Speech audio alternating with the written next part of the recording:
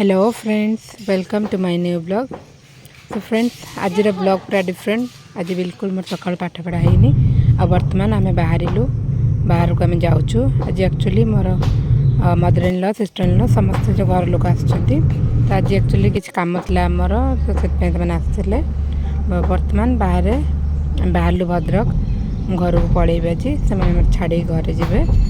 तो दिन सारा आज मुझे पाठ पढ़नी सकाल बिल्कुल भी जीरो स्टडी आज मोर, जेहेतु मोर सकाल भी बहुत सारा काम था से आसवे बोली तो किसी पढ़ाईनी।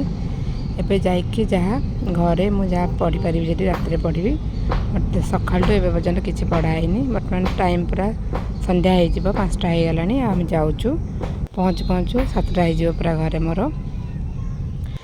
तो एबे घरे पहुँच गले आ बेबीर स्टार्ट हो गलानी खेल। पहुँचु पहुँचु बाहर जोर वर्षा हो बर्तमान पहुँचला वर्षा स्टार्ट है। आउ गोटे कप चा सहित मोर पाठ पढ़ा स्टार्ट कर। तो आज मोर फास्ट और लास्ट शॉट डायरेक्ट स्टार्ट हो टाइम 8:25 आउ स्टार्ट करी मैथ को। मैथ करी बर्तमान आउ तो किसी मुझे आज पढ़ी तो बर्तमान मैथ कर सारे।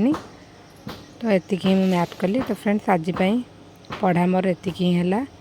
आ बर्तमान मोर पढ़ार भी पेसेंस ना कहीं दिन सारा बहुत हेक्टिक आज रहा।